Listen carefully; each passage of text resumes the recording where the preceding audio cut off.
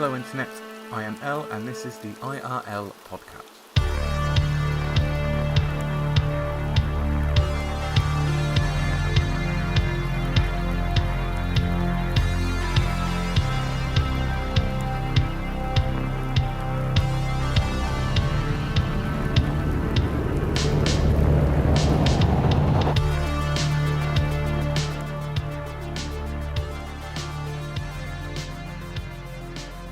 Now, today's topic is actually one that I've wanted to cover the most since launching the podcast.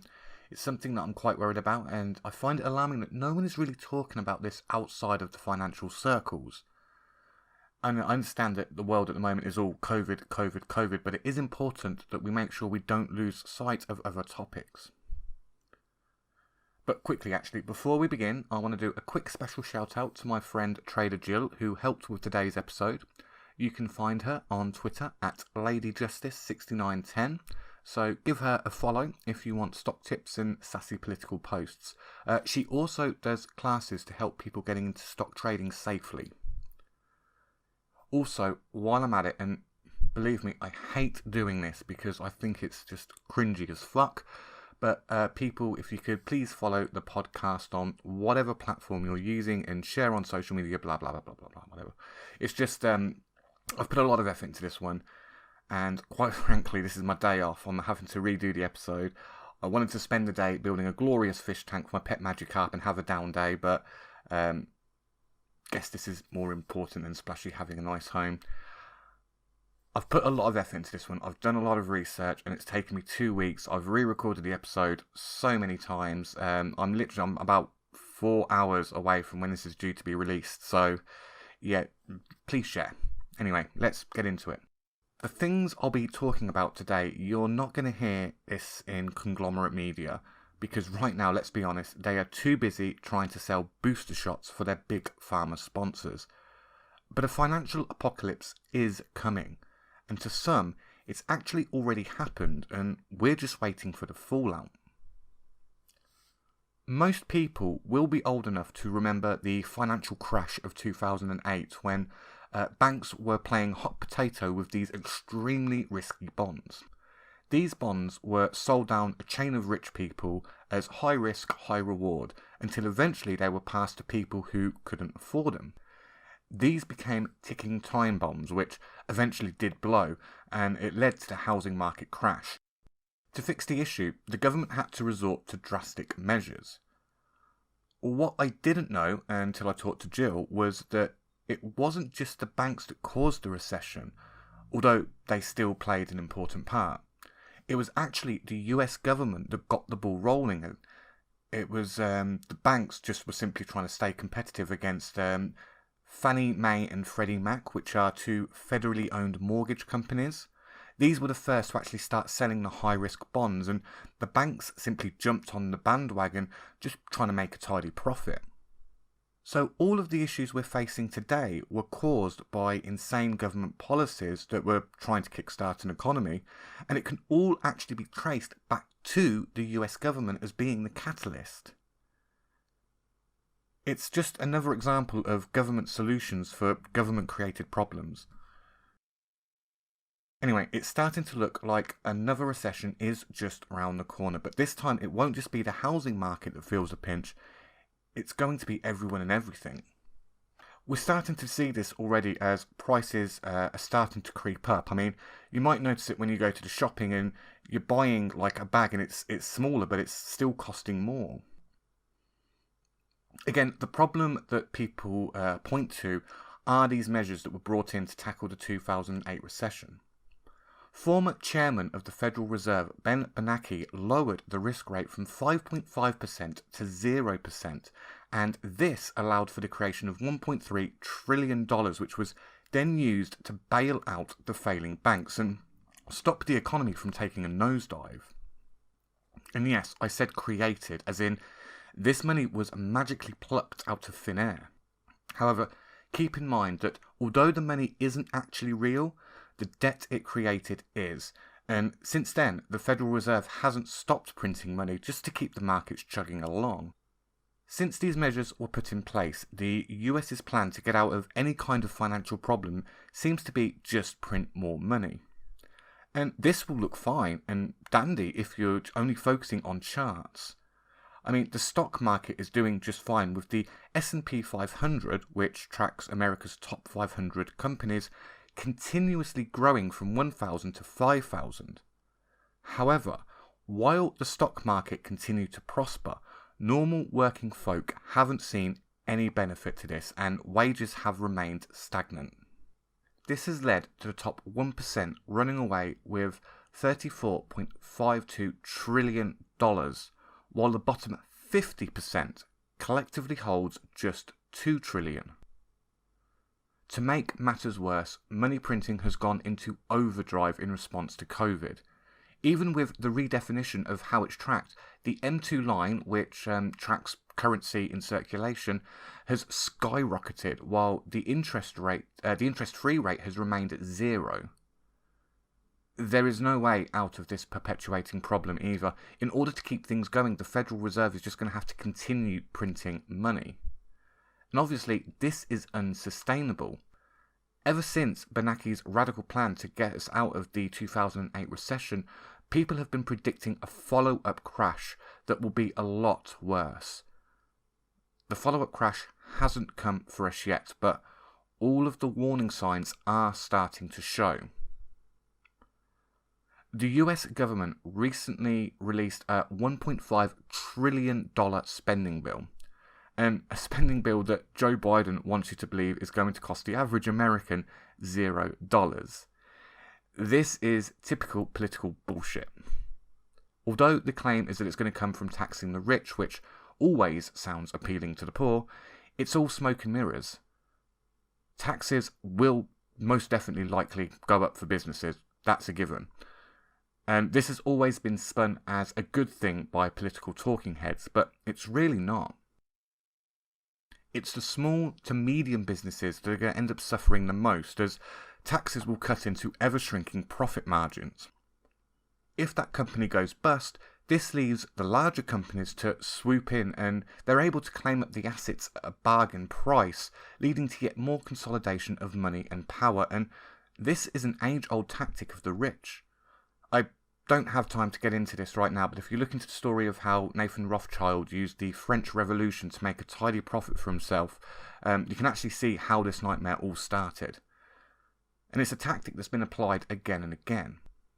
Anyway, these tax rises will be passed on to the general consumer through price increases. It's just taxation with extra steps. The people who champion tax the rich fail to realise that taxing the rich now means the poor will be paying for it later.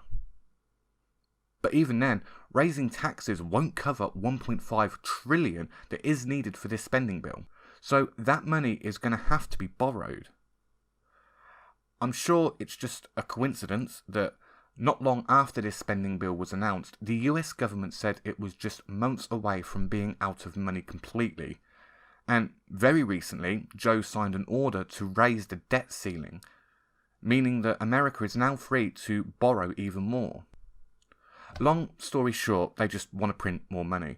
And this is on top of all of the money that has already been produced to, fund the vaccine research and fund stimulus checks. And the establishment is just in full spin mode over this. They're trying to convince everyone that everything's fine and high inflation is actually a good thing. Still, if you're listening to the actual financial experts, and to be honest, anyone with just a fundamental understanding of how economics work, high inflation can only produce a positive result if it's high for a very short time. Now, the problem here is that inflation is turning into a runaway monster.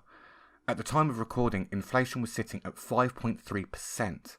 The only time in the last 21 years it has been this high was in July 2008, when it sat at 5.6%. I'm told this is Jimmy Carter levels of inflation, and the experts are saying that it's actually not going to go anywhere. Things are only going to get worse in 2022.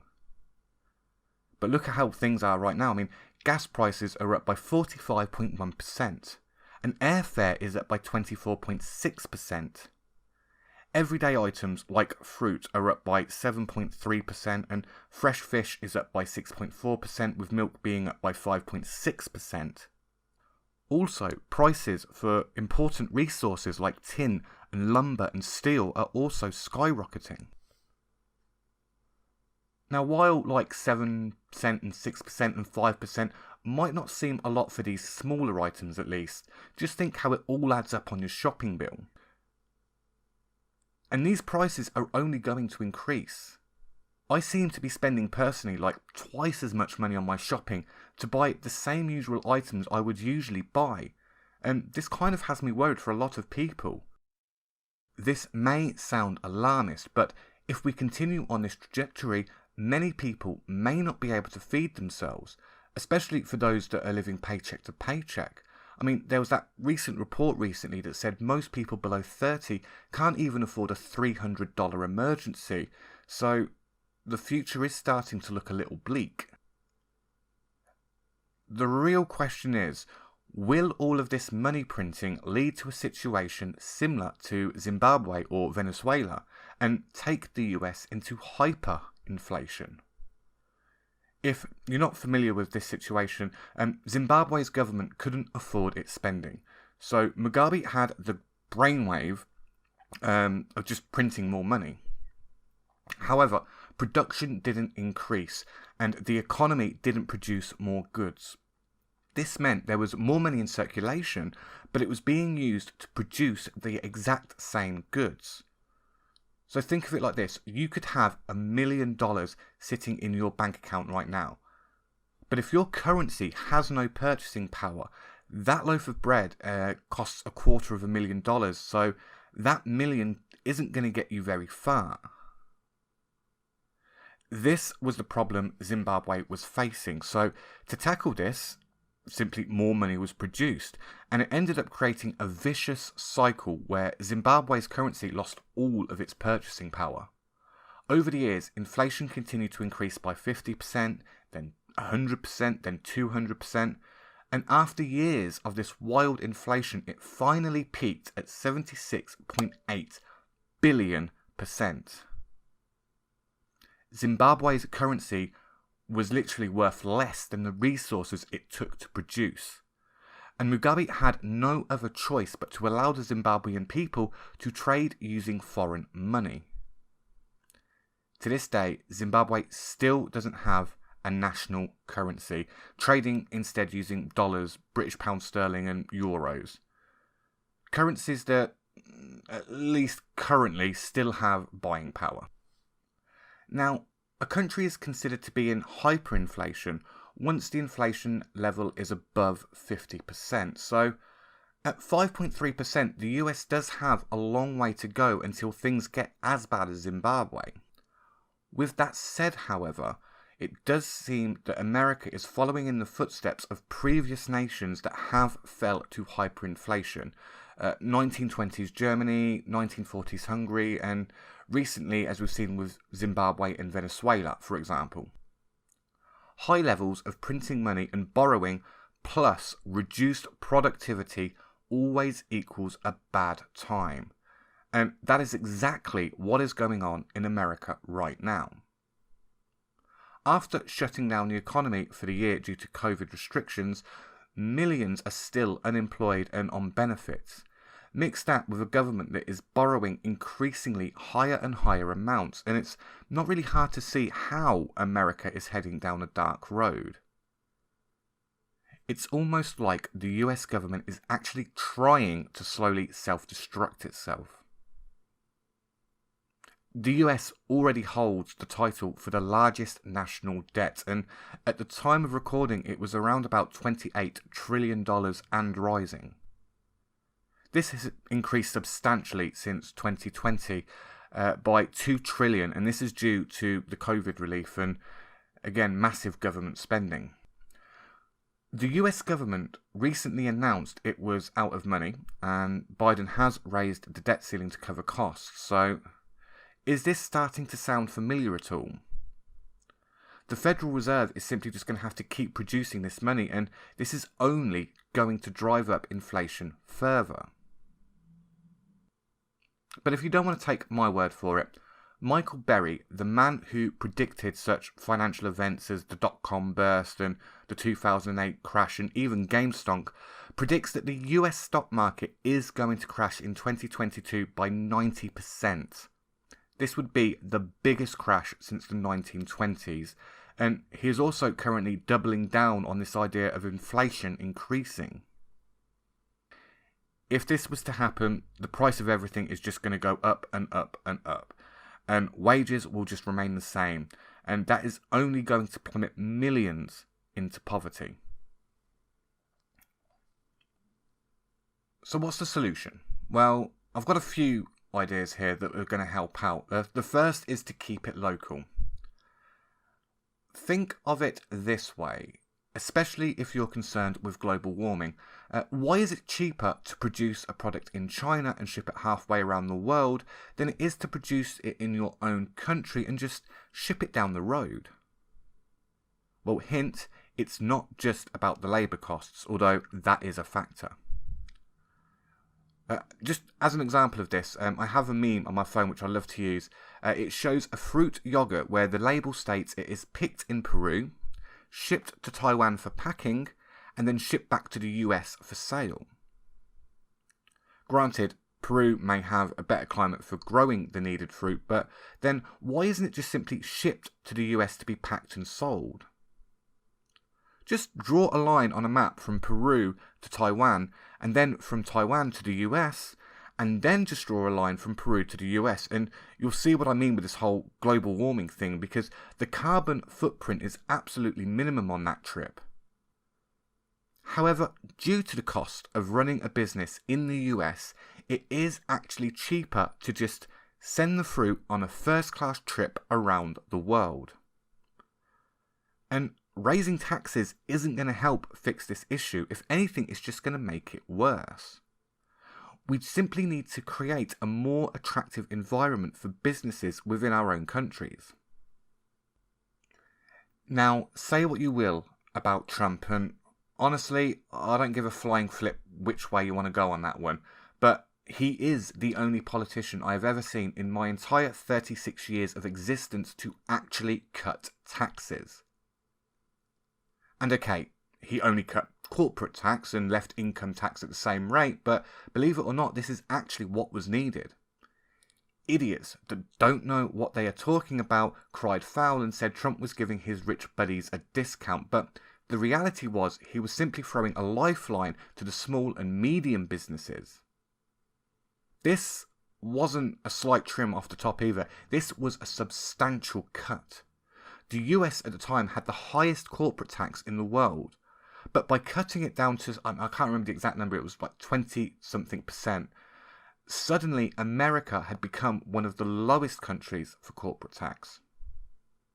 Made in America, at least for a brief time anyway, looked like it was set to make a comeback. It was the best time for an individual to start a business. This added to the country's production, which naturally maintains a healthy economy, and we did see a nice boom in jobs being created. Unfortunately, this didn't really last that long because of the pandemic, and when Biden came into office, he basically undid absolutely everything within a couple of weeks, and did that with excessive use of executive orders, but I'm at risk of going off on a tangent here, so moving on. So while our leaders are telling us that they're building back better, who exactly are they building back better for? Because it's certainly not the individual business owner trying to take on the 10 companies that own everything. And Google that phrase, 10 companies that own everything, when you get the time. Actually, fuck it, I know people are lazy, I'll put it in the sources. Now, I'm guessing any socialist that is listening to this are probably salivating right about now, but trust me guys, socialism is not the answer, and I cannot express that enough. The problem here isn't with capitalism as a concept, but simply people's ignorance of how the financial market works. And people do tend to think in this black and white mentality. You're either this hyper wealthy business owner like Jeff Bezos, or you're the factory worker. But not every business owner is a Jeff Bezos. There are business owners out there who are probably working 80-hour weeks to make slightly above minimum wage, and they do it for their own independence, or perhaps for the hope that one day all of their hard work is going to pay off. And that was me before COVID came along and screwed everything up.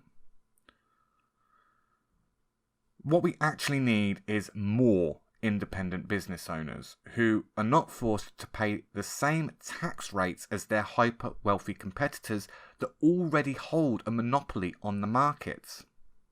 I mean, socialists want to talk about how they want to own the fruits of their own labour. Well, become an employer, motherfucker. Don't be an employee. But of course, in the current climate of things, this is actually extremely hard. In fact, it's nearly impossible for an independent business owner to prosper. The system is not designed to help the small businessman, because if you're making over 300k in profits, well then you are going to be paying the same amount of tax as Amazon. And the larger corporations will never ever have to pay their fair share because they can afford to do dodgy tactics like offshoring. So the first concept I want people to kind of understand is just to shop local. Yes, prices may be higher, and yes, it's not as convenient, but by trading locally with, locally owned business, then you are giving the middle finger to the Amazons of the world, while also helping someone who's probably working their arse off just trying to support their family. Another key concept that people need to wrap their heads around is to just say no to your government. Stop allowing governments to have these unchecked powers. We need to hold them accountable for what they are doing. When your government says it wants to pull $1.5 trillion out of their ass, people need to learn to say no. Instead of letting them create more debt to cover their own overhead, we need to make the overhead spending smaller, and we could actually do this if we made government spending more transparent. I mean, do you know what's in this spending bill? Because honestly, I don't. And quite frankly, I'm not even going to look into it. But then, for me personally, I've reached a point where it's like, I hear government wants to spend 1.5 trillion. Nope. I'm afraid I'm going to have to stop you there. Just no. Honestly, we could get a lot done if we just stopped arguing and bickering with each other over stupid labels and just paid a little bit more attention to what our government is doing behind the scenes. And this is ever the more true in our current financial and COVID-mad climate. I'm not going to get too much into this idea of socialism in this particular episode, because I do have a future episode planned up where I want to do libertarianism versus socialism and why socialism doesn't work. But the too long don't read version, I guess, is that socialism is always going to require a government to play like middleman and take the wealth from the rich to give to the poor. And quite frankly, you can't trust the state to do this. They can't handle the responsibilities that socialism requires and manage redistribution when the reason we're in this mess in the first place is due to mismanagement by the state. This is pretty much why every previous attempt at socialism has always led to communism. I mean, take North Koreans as an example. They thought they were going to redistribute the wealth from the greedy landowners, but what really happened was the government just kept everything to themselves. Put simply, socialism requires a level of trust in your government that they have not earned. Now, don't get me wrong, radical reform is required, but just not that kind of reform. currently, the financial system is just sticking a plaster on the problem and calling it a boo-boo, when what we really need to do is amputate the limb. Another major issue that's going on is fiat currency, which not many people seem to understand. Fiat currency is essentially no different from the money you get in a game of Monopoly. In the official rules for Monopoly, if you run out of money, like the official game notes, the banker has to create money by writing down the figures on a piece of paper, and then the banker hands these pieces of paper out instead. The banker has to do this until it has reclaimed enough of the game's official paper notes to start trading again. But of course, I mean, if you've reached this point in the game, then it's highly unlikely the bank is ever going to recoup enough of the official notes to relieve the need for these banker-created notes. And as crazy as this sounds, the real world's financial system works exactly the same way. The reality is, fiat currency is just made up money. It doesn't require to be backed by a commodity such as gold. And it only holds a value because we believe it holds a value.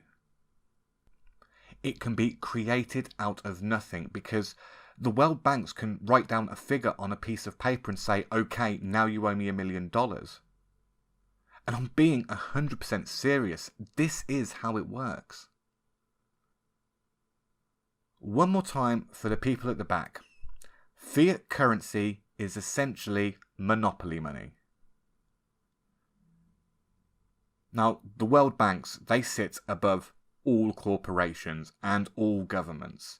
They are comprised of the wealthiest people on the planet, with more personal wealth than most nations.